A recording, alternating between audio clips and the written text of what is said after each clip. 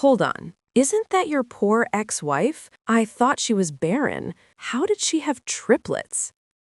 You see, life has a strange way of circling back. Sometimes the very person who breaks you becomes the reason you discover just how powerful you are. My name is Lena, and this is the story my ex-husband never expected the world to hear.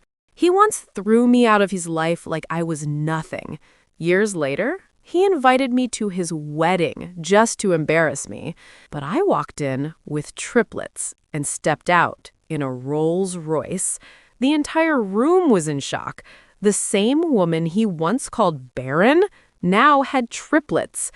But before that miracle happened, my life was completely shattered. You are a burden, Lena. You're leaving my house tomorrow. I can still hear his voice. Cold, sharp, final. I still remember the night everything fell apart. I was living in Charlotte, North Carolina, married for 7 long, painful years to John, a wealthy businessman everyone in town admired. He loved expensive suits, fast cars, and being treated like royalty. But behind closed doors, he treated me like a mistake he regretted. My only crime was that I couldn't give him children. Month after month, I prayed. Month after month, I cried. And month after month, John reminded me I was a failure. One evening, he stormed into our bedroom, tossed his keys against the dresser, and snapped. 7 years, Lena? 7 years and no child? Do you want people to laugh at me? Do you want me to die without a legacy? I tried to explain. I tried to hold on. I begged him, John, let's see another doctor, please. There's still hope.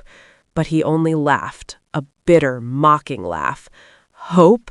My mother calls me every day asking why you're still barren. My friends mock me. You've embarrassed me long enough. You've made me look weak. His words cut deeper than any blade. I reminded him of our vows, of the nights I prayed beside him, of the years I supported him when he had nothing. But he stared at me like I was dirt beneath his shoes. Then he said the words that broke me in pieces. You are nothing to me, Lena. A woman who can't have children is useless. I want a divorce. He didn't wait. Before I could even breathe, he picked up his phone right in front of me. Yes, attorney, prepare the papers. She'll be out tomorrow. I felt my soul leave my body. I whispered through tears, one day you will regret this. But he turned his face away like I was invisible. I packed my clothes with shaking hands. Every dress I folded held a memory.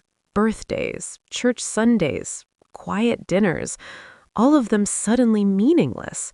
When I stepped out of his mansion that night, I whispered, I may be leaving with nothing, but I will not stay broken. God will fight for me. I dragged my small bag down the dark street, tears blurring the lights. I didn't know where I was going. People walked past me like I was nobody. I felt empty. Then I remembered my closest friend from college, Amaya. She lived a few blocks away in a tiny apartment. When she opened the door and saw me crying, she didn't ask questions. She just held me. I told her everything.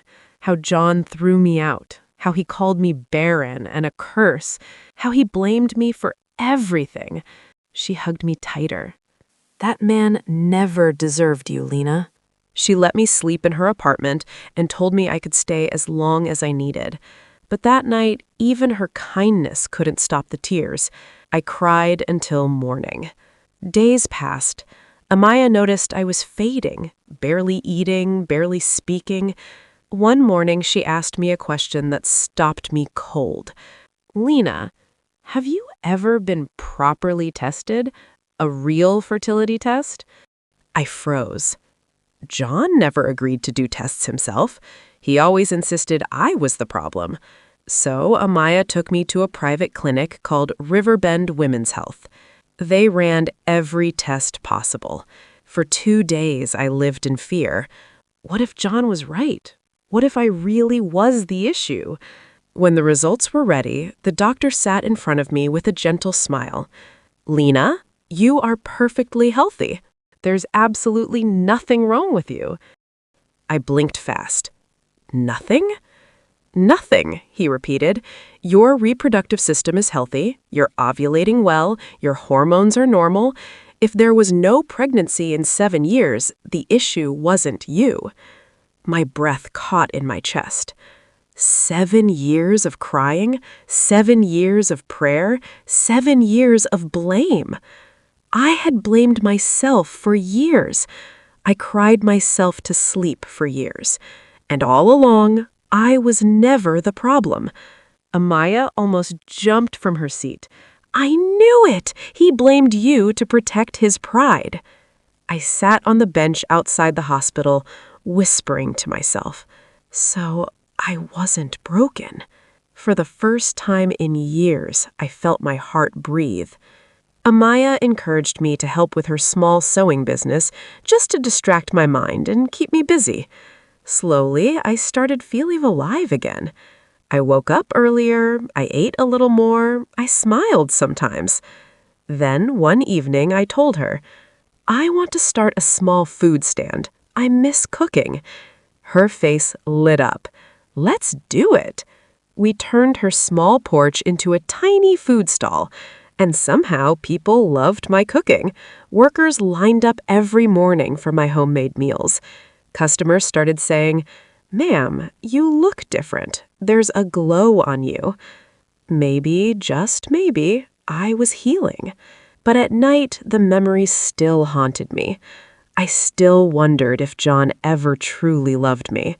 Amaya would remind me, he loved himself more. That's the truth. One morning at my stand, I heard a calm voice. Ma'am, 2 plates, please. Your food smells incredible. I turned around and saw a tall man with kind eyes and a warm smile. He introduced himself as Evan, an analyst at a firm down the street. He came the next day, and the next, and the next. He always brought a little joke with him, and without trying, he made me smile again.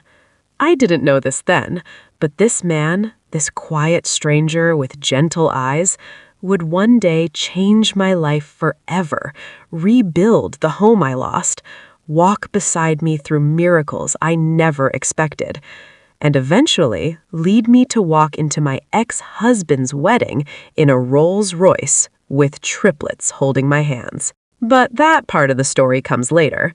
Before I proceed, I want you to do me a quick favor.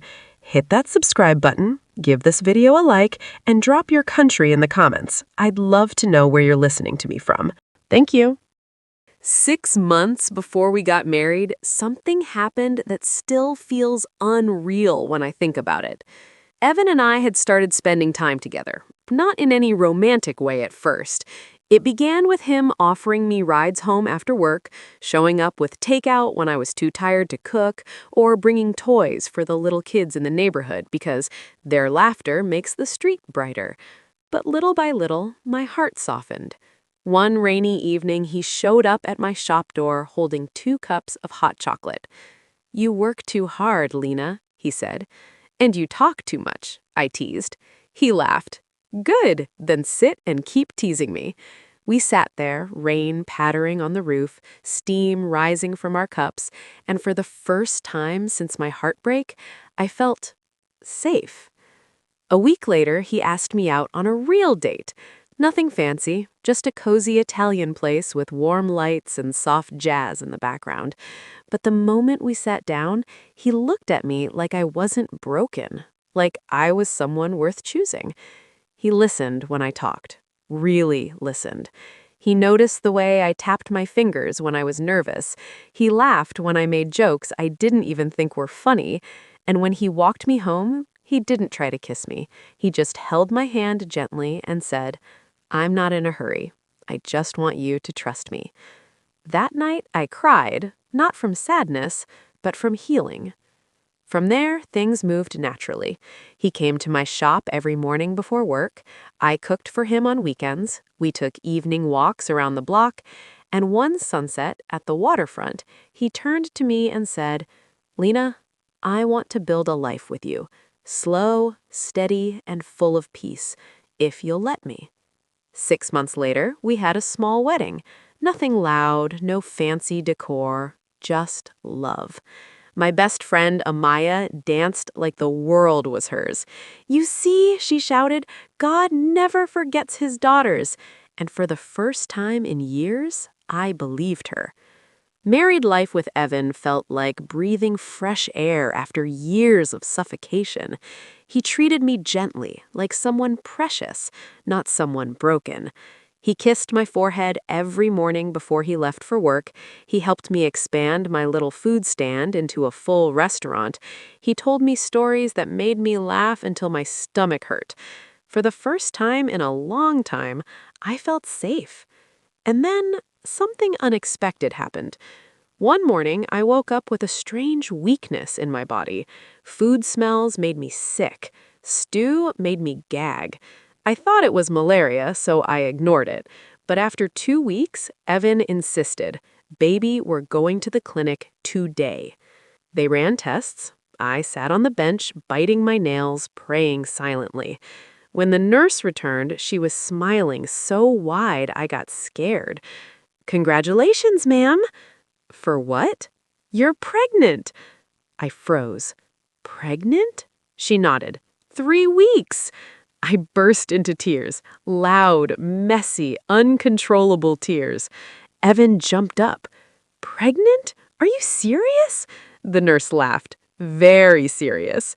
He pulled me up and hugged me so tight I couldn't breathe.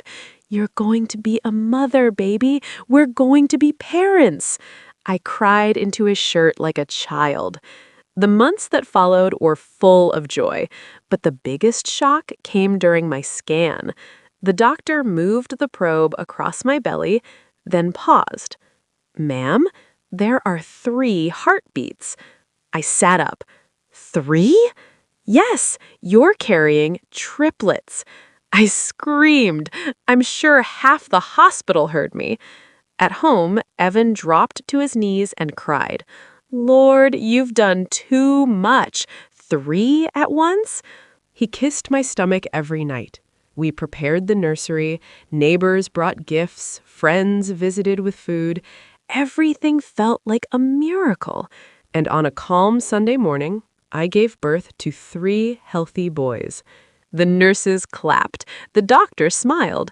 Evan laughed like a man drowning in happiness. "These boys look like you," he joked, "but this one is mine. His ears look like mine." I held all 3 to my chest and whispered, "I am not barren. God proved them wrong." Word spread fast. People from my old street came to see the miracle. Even some of John's friends heard about it. Triplets? That woman he threw out? Yes, she's doing well. She even opened a new restaurant. Her husband is rich and kind. Some people smiled, others regretted. But me? I was at peace. I was a mother. I was whole. I was free. But far away, John sat in his office spinning in his chair. Business booming, cars new, clothes expensive, account fat. But still, no child. 3 girlfriends in 3 years. None got pregnant. His mother kept pressuring him. "I need a grandchild, John. What's with you and barren women? Women that can't even conceive? Look, I won't forgive you if I don't get to carry my grandchild before I die." But he had had enough. He shut everyone up. At night, in the dark, his mind wandered back to me. One morning, he saw a picture on Instagram, a baby's leg, then tiny fingers, then a woman's hand that looked exactly like mine. He panicked. No, it can't be her. It can't be. He pushed the thought away by dating a new woman, Nora. Tall, beautiful, classy, wealthy, confident. He liked her immediately. Within a month, they were everywhere together. He bought her things, phones, jewelry, even a car. Then one evening, she said, "If we're serious, let's get married." He didn't hesitate. He called an event planner that same night. He wanted the biggest wedding the city had ever seen. Red carpet, chandeliers, Rolls-Royce, a band from Ghana, guests from everywhere. Not just to prove he had moved on, but to prove it to me. He added my name to the guest list himself. Front row. Send her the invite. First class. I want her there. Meanwhile, Nora had a secret. She had been trying to get pregnant. Nothing. Test after test, all negative. She finally asked John to get checked. He got angry. "You sound just like Lena, blaming me." She realized then something was wrong. The invitation arrived one afternoon. I was bathing one of my boys when my phone buzzed. Amaya picked it up. Her face changed. "It's a wedding invitation from John." My heart didn't race. I didn't shake. I just stared at the shiny gold card. "He wants you to feel small," Amaya said. I smiled calmly. "No, he wants to see if I survived." "Are you going?" she asked. I didn't answer, but inside, something rose quietly. I got up, looked at my boys, and said softly, "Let's show him the truth." Amaya gasped. "You're going? With the boys?" I nodded. We planned everything. A soft yellow gown, simple makeup, matching outfits for the boys, a borrowed Rolls-Royce. I didn't want to look loud. I wanted to look whole. Evan held my shoulders that night. "You don't have to do this." "I know, but I want to remind myself that I'm no longer broken." He hugged me, and that was all the strength I needed. The wedding day arrived. The whole city buzzed. Social media exploded. Hashtag John and Nora trended everywhere. The hall was massive. Golden chairs, chandeliers, red carpets. John kept looking toward the entrance, and then he saw it. A black Rolls-Royce. The door opened, and I stepped out in my yellow gown, calm, graceful, with my 3 boys walking beside me like angels. The entire hall froze. Is that his ex-wife? She has triplets? Oh my God! John felt the air leave his chest. I walked to the front row, the seat he reserved for me. Nora entered moments later, but she sensed it immediately. The silence, the eyes, the tension. She reached the altar. "John, what's going on?" He couldn't answer. Then she saw me and the boys. Her voice trembled. "John, whose children are those?" He swallowed. I don't know." She stepped back. "You told me she was barren." Whispers exploded. "You lied," she said louder. "You used her, blamed her, humiliated her, and all this time it was you." The hall shook with murmurs. She turned to me. "Ma'am, are those your children?" I stood up, carrying my smallest son, and said clearly, "Yes, they are my sons." Gasps. I looked at John. Calm, not bitter. "You called me barren. You threw me out. You made me believe I was less than a woman. But you refused to get tested. I wasn't the problem. God showed the truth." John's mouth trembled. I didn't know. You didn't care," Nora cut in. She placed her bouquet on the altar. "I can't marry you, John. Not today, not ever." And she walked out. Her bridesmaids rushed after her. The entire hall broke into whispers, and I sat down quietly, holding my sons, at peace. When I walked out of that wedding hall with my boys beside me, I didn't feel anger. I felt closure. People were whispering behind us, "John is the one who's infertile, so he blamed her all these years?" But I didn't turn back. I held my son's hands and walked out with the quiet dignity I didn't have years ago. It felt like truth was finally standing tall beside me. Amaya met me at the entrance. "Girl, you did it. You showed them." I shook my head. I didn't come to prove anything. I just came to be seen. We got into the Rolls-Royce, the door shut softly, and as we drove away, one of my boys leaned on my arm. "Mommy, are you okay?" I kissed his forehead. "Yes, baby. I'm more than okay." Inside the hall, everything had fallen apart. The food untouched, the music stopped, and John sat alone on the stage, looking like a man swallowed by his own choices. His best man, Sammy, sat beside him. "Bro, what now?" John didn't speak. He just stared at the door where his bride, Nora, had run out after learning the truth. Sammy whispered, "She came with triplets, man, and the whole world saw it." John rubbed his face, confused and shaken. His voice cracked. "I planned this wedding for months. I wanted her to watch me move on. I wanted her to feel small. And she came healed," Sammy said, "with 3 sons." John's voice cracked. "She never got pregnant while we were together." Sammy asked quietly, "Did you ever get tested, John?" Silence, because he already knew the answer. Later that night, at home, Amaya was reading comments online while I fed the boys. "Listen to this," she said. "This woman is a true queen. She didn't shout or fight. She just arrived with God's answer." I smiled softly. I didn't do it for applause. I just needed him to see the truth. Then there came a knock. Amaya opened the door and froze. "Lena, it's John." I stood slowly. He walked in looking nothing like the man who tried to embarrass me. His shirt was wrinkled, his eyes red, and he held his cap like a child waiting for punishment. "Lena," he whispered. I didn't speak. He looked at my sons. His face broke when one of them smiled at him. "Hi, Uncle." He swallowed hard. "I'm not here to argue. I just needed to say something." He took a shaky breath. "I ruined everything. I judged you. I shamed you. I let my pride blind me. I told the world you were barren, and I never even checked myself." I finally spoke. "And that assumption destroyed us," I said calmly. He nodded, eyes filling with tears. "I know. I see it now. I was wrong. All the way wrong."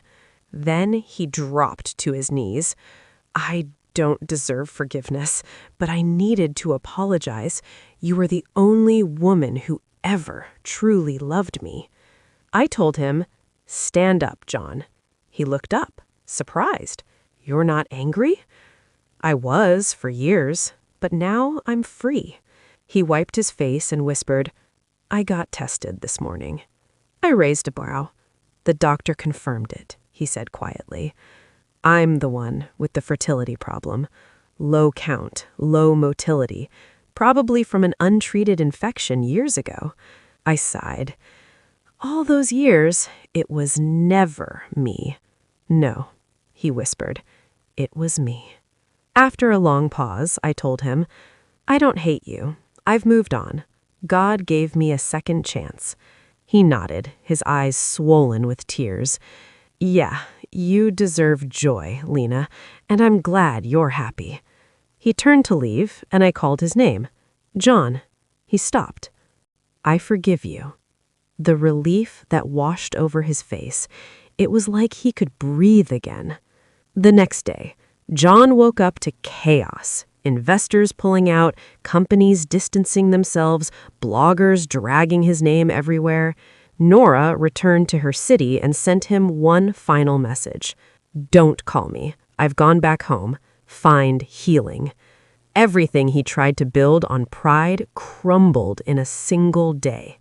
Meanwhile, my home was quiet and full of peace. Evan had returned from his trip. He hugged me tightly. "I saw the clips online, baby. You walked in like a lioness." I laughed. "It wasn't easy." "I'm proud of you," he said. "More than that, I'm glad you stood up for yourself."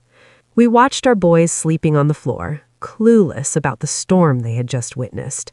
"One day," I whispered, "I'll tell them the full story. every part. And I'll be right here, Evan said. 1 month later, John was no longer the man people once respected. His office was half empty. People whispered when he walked by. Some pitied him. Others mocked him. He stared at the fertility test results on his desk that read, "Low count, low motility. Begin treatment immediately." His pride cost him everything. That evening, his mother visited. She looked older somehow. "John," she said quietly, "we were wrong, both of us." He swallowed. "Mama, you helped me chase her out." She wiped her eyes. I know," she said, her voice shaking, "and I will never forgive myself for that. I'm so sorry, my son." Silence fell between them. God gave us beauty for ashes, and we destroyed something pure. Meanwhile, in my home, I was in the kitchen cooking seafood okra. The boys were watching cartoons. Evan was fixing the sink. Our life wasn't fancy, but it was peaceful. At dinner, one of the boys looked up sweetly. "Mommy, will we be famous like you when we grow up?" I laughed. "And who told you I'm famous?" "Everybody online was shouting your name," his brother added. I smiled softly. "You'll grow up knowing this story, but even more, you'll grow up knowing your worth." Evan nodded. "And how strong your mom is." A few days later, a letter arrived at my restaurant. It was short. "Thank you for your strength. Thank you for your forgiveness.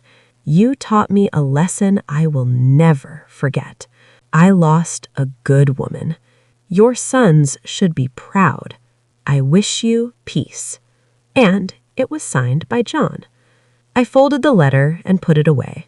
No anger, no sadness, just peace. While John stood alone in his large empty house, questioning the man he had become, I stood in my little kitchen, surrounded by love and laughter. Once he called me barren. Once I believed him. But God turned my emptiness into overflow. And far away from the man who broke me, I became whole again.